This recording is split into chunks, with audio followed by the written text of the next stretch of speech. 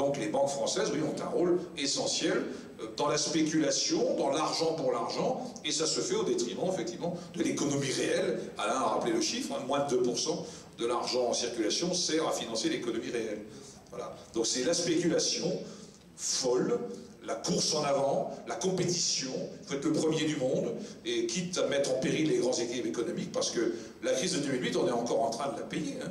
Cette fameuse dette là, dont on nous rebat les oreilles, dedans, il y a le renflouement que les États ont fait en aggravant leur dette pour sauver le système bancaire en 2008, parce qu'effectivement, tout aurait pu exploser. Hein.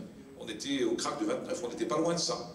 Donc il a fallu que les États apportent des garanties et des fonds au système bancaire, qu'ils ont remboursé d'ailleurs très longtemps, enfin peu de temps après, mais ça a aggravé la dette des États. Et c'est au nom de la dette qu'on culpabilise les citoyens, hein, avec tout ce qu'on a pu développer sur leurs abus prétendus de vivre bien. Voilà, donc effectivement, ils ont réussi, pour l'instant, à dégager la responsabilité des banques. Il faut le dire, les banques, même si dans l'opinion elles ont pris des coups, hein, la confiance n'est plus beaucoup là, et les entreprises, effectivement, ont du mal à se financer. Les collectivités, moi je suis en train de me battre pour renégocier un intérêt d'emprunt. J'ai emprunté à 4,4 il y a 10 ans, il me reste 6-7 ans à rembourser, et j'ai 5 établissements qui ont refusé de racheter le prêt pour m'accorder un prêt à moins de 1%, puisque les taux aujourd'hui sont historiquement bas. J'ai voulu profiter de ça pour dégager de l'économie. Les banques refusent. Une collectivité, mais on ne gagne pas d'argent, vous n'avez pas de compte, vous n'avez pas d'actifs. Oui, vous êtes fiable, vous êtes solvable, mais on ne va pas gagner d'argent, donc c'est pas la peine, vous allez payer plus de pénalités de remboursement que ce que vous avez gagné en intérêt. Et donc c'est la 5e qui me dit non, on ne va pas racheter votre... Voilà, c'est là où on attendrait la banque dans l'économie réelle, y compris pour une collectivité qui rend des services à la population et qui améliore et qui enrichit le capital de la société. Des salles, des garderies, des écoles, des crèches, des maternelles, etc. etc. Ça c'est de l'actif et c'est durable. C'est pas de la spéculation, c'est de l'économie réelle. Mais là les banques ne suivent pas non plus, ni les PMI, PME, ni les collectivités. Oui, tout à l'heure, vous avez fait allusion au groupe Cimenti-Lafarge. L'usine mère de Lafarge est en Ardèche, au Teil. Là, ils sont poursuivis, j'ai entendu un flash tout à l'heure à la radio, pour entente avec Daesh, pour préserver leur usine en Syrie.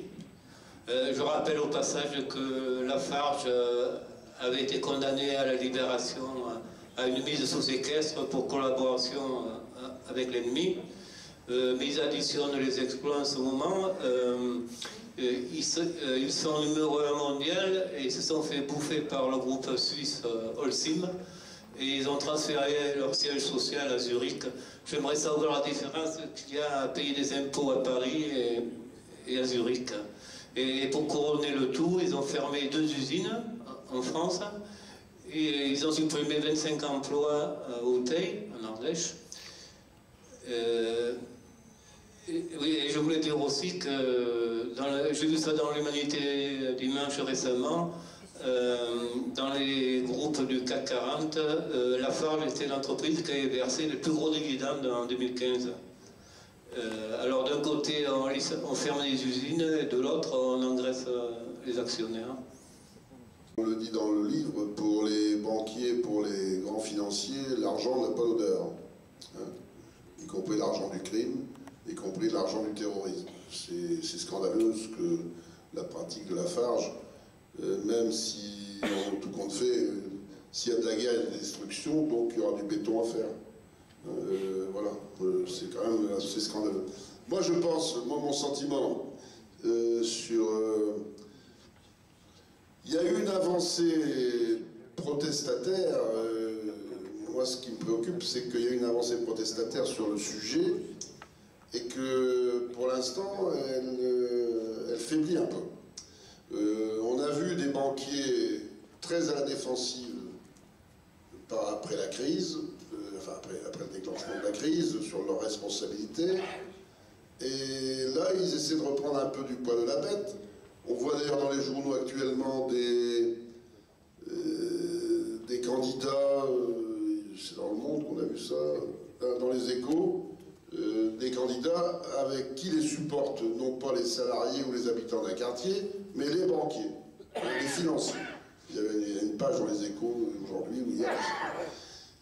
Donc je pense qu'il faut absolument trouver le moyen d'être offensif. On n'est pas assez offensif sur le sujet.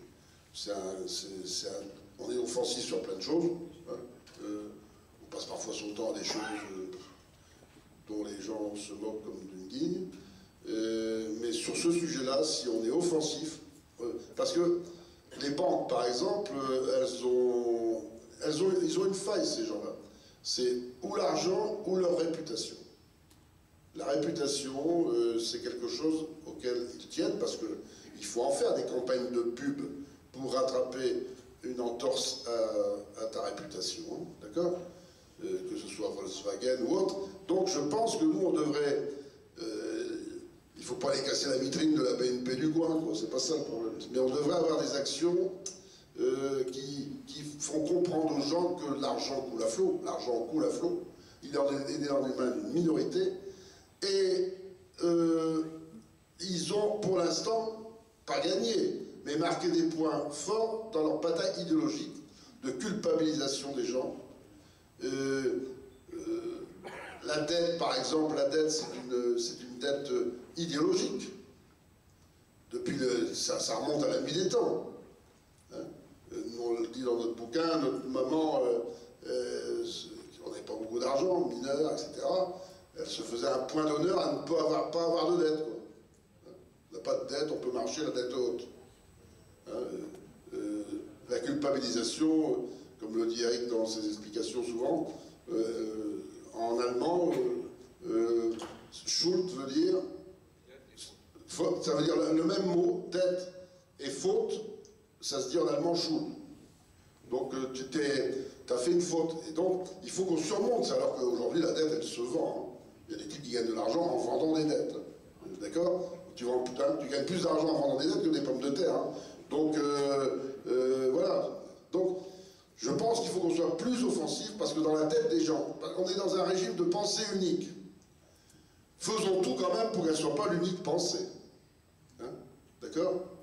Et ça, c'est notre bataille à nous tous, là où nous sommes, progressistes, humanistes,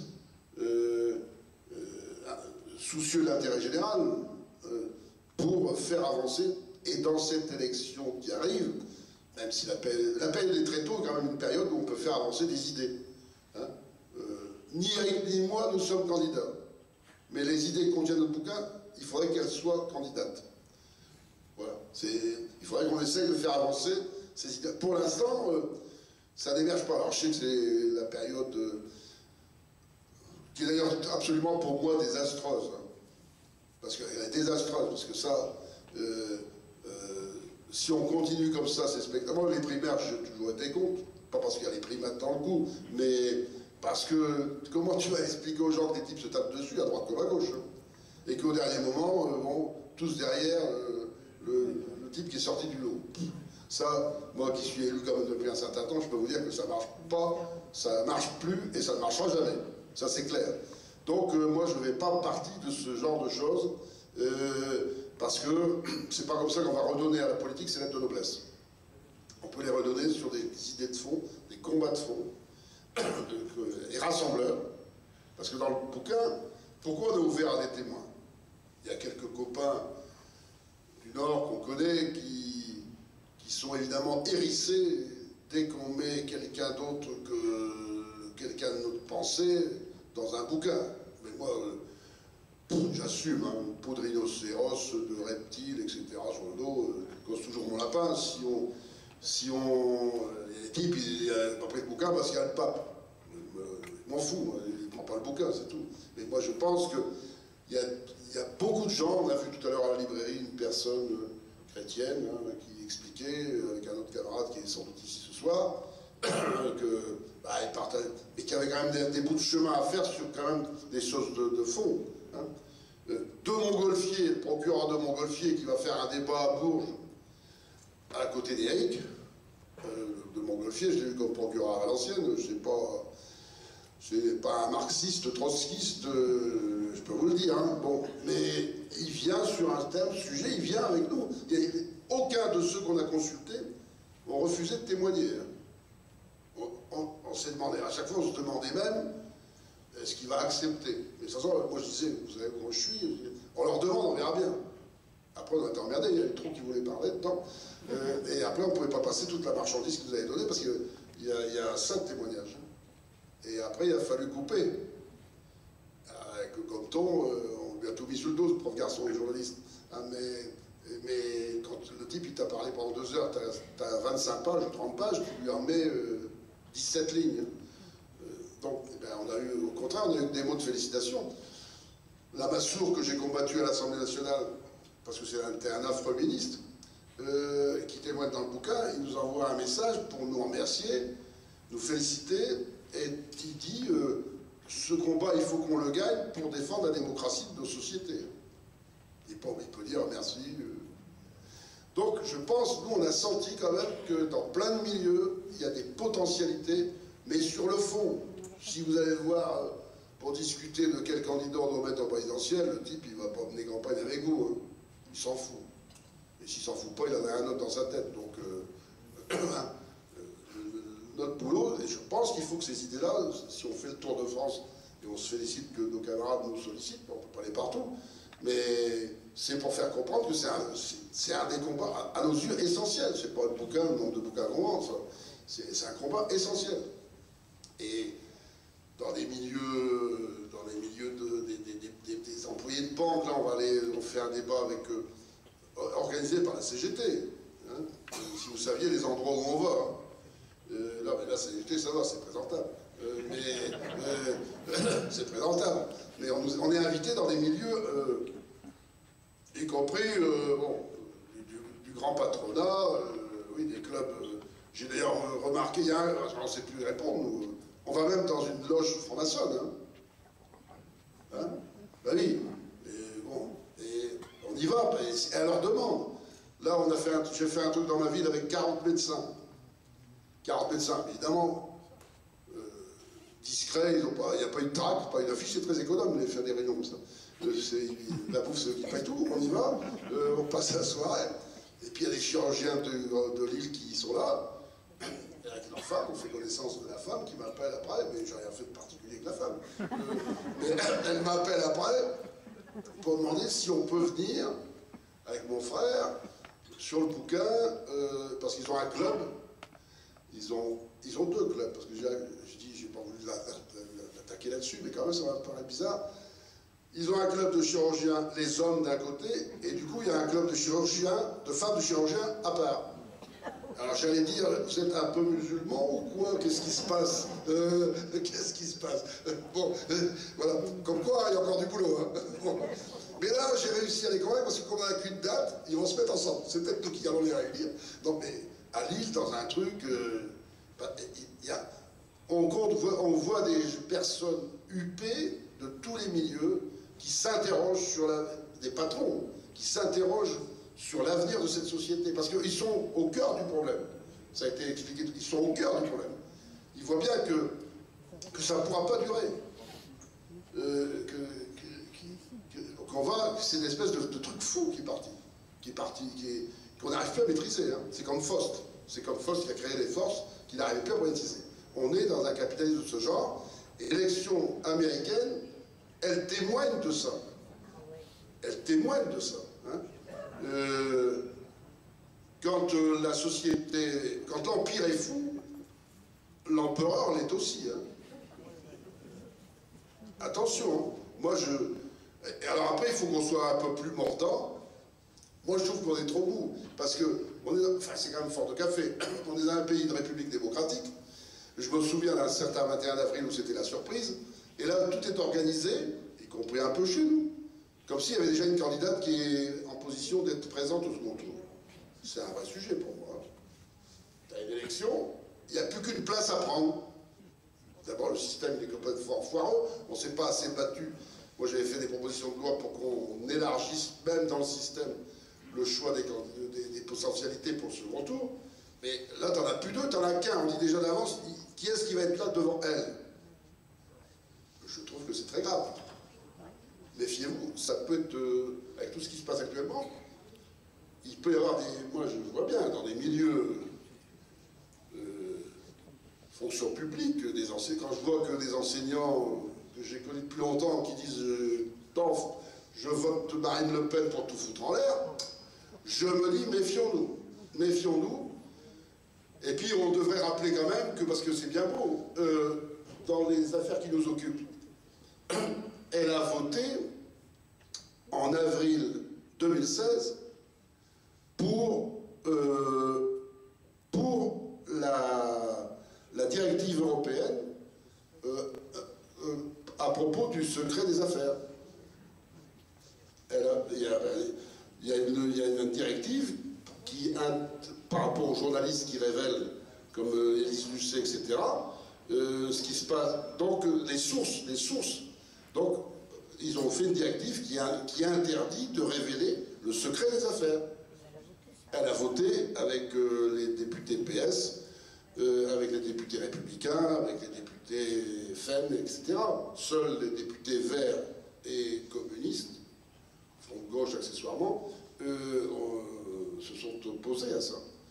Comme elle s'est abstenue à propos de la directive sur les travailleurs détachés, le renforcement du contrôle des travailleurs détachés. D'accord? Donc le double langage à Strasbourg, à Bruxelles, et puis dans les émissions de télé en France, je pense que sur toutes ces choses-là, il faut qu'on, dans les discussions, on montre bien où on en est. Bouquin, on s'est dit, on va en vendre 2000, parce qu'un bouquin comme ça, normalement, on en vend 2000, 2005. Hein. Bon, là, 8000 parties en librairie, ils en ont retiré 3000, hein, 1000 en direct avec les fédés, etc. C'est un peu surprenant, hein, c'est pas un thriller, même si ça se lit comme un roman policier, quelquefois, de temps en temps, parce qu'on a essayé de mettre quand même un peu d'humour. On a quand même mis des petites provocations d'humour, parce qu'on ne peut pas tout vous parler, sinon vous n'allez pas le lire. Mais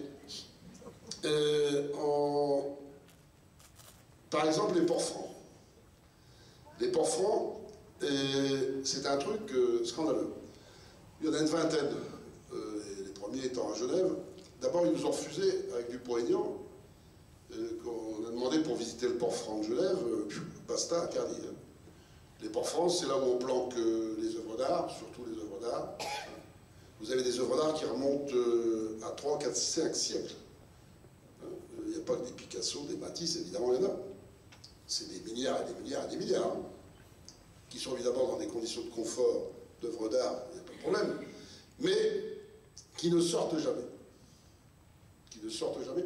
Il y a des héritiers qui ne verront jamais l'œuvre d'art en question. Ils ne pourront même pas le mettre dans leur salon. S'ils le mettent dans leur salon, ils sont attrapés par la patrouille du fisc. Donc, qu'est-ce que ça fait là?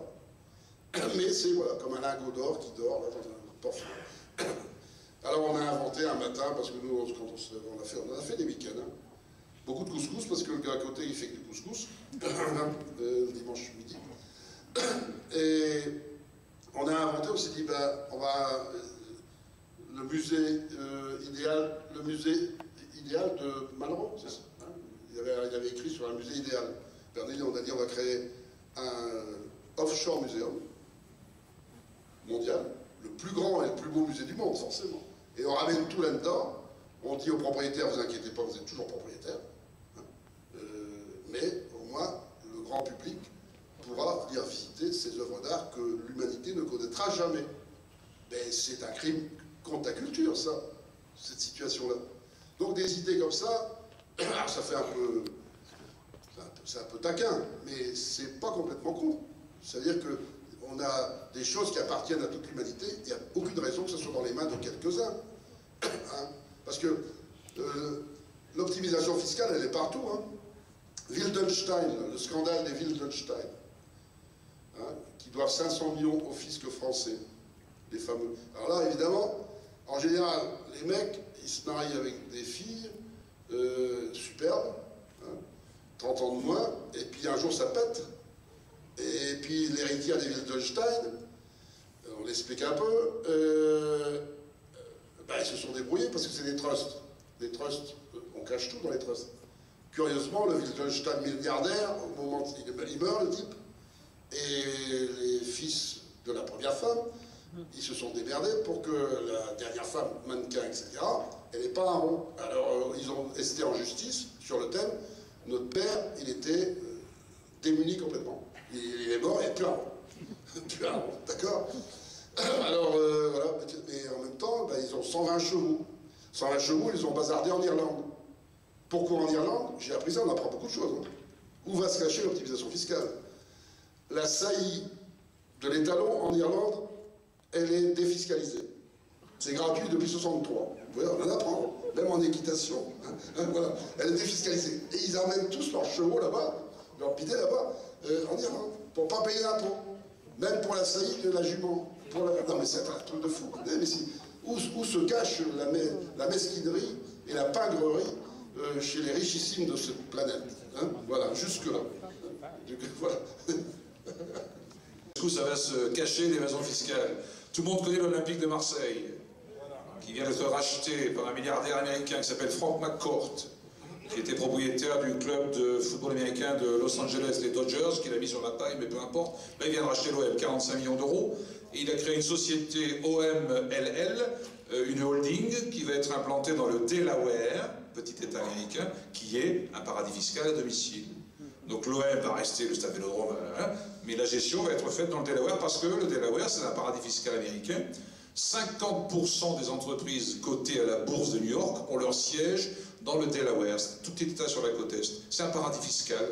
D'ailleurs, Trump, comme Clinton, tous les deux, avaient des sociétés enregistrées dans le Delaware, pour des raisons fiscales et juridiques. Donc l'OM va être géré depuis le Delaware. Voilà, ça va jusque-là, quoi. Il n'y a pas de limite à ce système de fous, donc ils ne vont pas payer d'impôts en France. Ils sont en égalité avec le Paris Saint-Germain, alors. La France est un paradis fiscal pour le Qatar.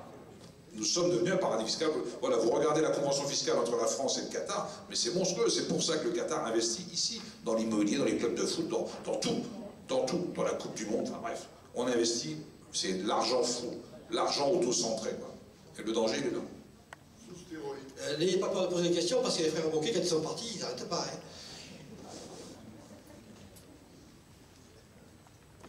D'intérêt depuis le début, mais je reste un petit peu sur ma faim, sur l'annonce de propositions concrètes pour mener ce combat, propositions qui émaneraient de la formation politique à laquelle vous appartenez, le Parti communiste. J'ai pas bien entendu de propositions concrètes de la part de cette formation politique pour mener ce combat. Donc voilà, si vous pouviez dire un peu plus, en parler un peu plus.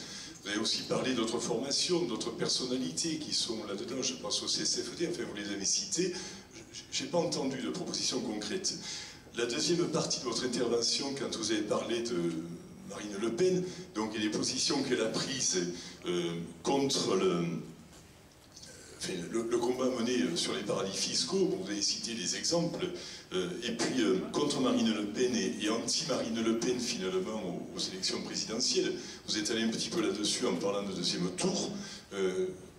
Contre Marine Le Pen, deuxième tour, faire barrage, empêcher de passer, en s'alliant avec qui? À ce moment-là, en votant pour qui? Le Parti Socialiste, je ne connais pas autant la question que vous, je ne l'ai pas creusé, mais quand même quelques mesures que le Parti Socialiste a prises et qui sont dans les têtes montrent que sur ce combat contre les paradis fiscaux, contre la libéralisation des banques, il a été bien absent. Vous avez parlé de TAFTA, vous avez parlé du CETA. Bon, les positions qu'il a prises dessus sont tout à fait claires. Le MATIF, où je dis une bêtise, marché à terme des instruments financiers, c'est pas Bérégovoy qui l'a créé. La libéralisation de la finance, ils n'y ont pas participé.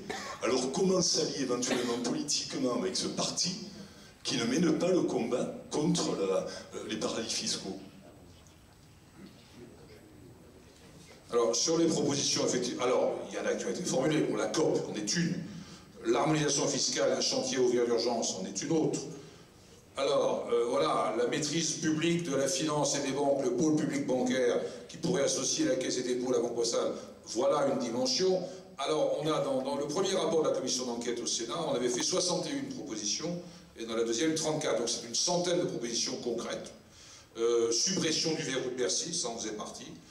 Rétablissement des moyens de l'administration fiscale française, parce que comme toute l'administration fiscale en Europe, ce sont des milliers de postes qui ont disparu. Et pour contrôler, il faut des gens, il faut des hommes, des femmes qui exercent un contrôle sur les dossiers, sur une entreprise. Imaginez ce que peut être le travail pour contrôler un groupe comme Total. Il faut beaucoup de gens et beaucoup de temps, quoi. Or, les moyens sont réduits au nom de la dette, au nom de la réduction de l'État, de la dépense publique. Et donc c'est contre-productif. Un employé de l'administration fiscale, il rapporte en gros entre 800 000 et 1 million d'euros. Donc c'est une dépense qui rapporte de l'argent. Vous voyez, Donc si on se prive de moyens humains, techniques, technologiques y compris, parce que il faut de l'informatique, il faut des cerveaux, il faut des gens extrêmement pointus. Voilà quelques propositions, mais je vous renvoie aux rapports qui sont accessibles sur le site du Sénat, très détaillés. Bon, je ne développe pas ce soir, mais j'en ai cité 4 ou 5 là. On a évoqué le fait qu'on est tous bancarisés. On peut demander des comptes à sa banque. On est consommateur. On est citoyen. Dans des assemblées comme ce soir, partager autour de soi ce genre de propositions, porter à connaissance dès lors qu'on l'a acquis soi-même, ça participe de l'engagement de chacun. Je crois que ça passe par là aussi. Ça passe par là aussi. Oui, vous avez parlé tout à l'heure du deuxième tour de l'élection présidentielle, de la possibilité de Marine Le Pen. Et je vous ai interrogé là-dessus contre Marine Le Pen et poursuivre le combat contre la finance. Vous ne m'avez pas répondu.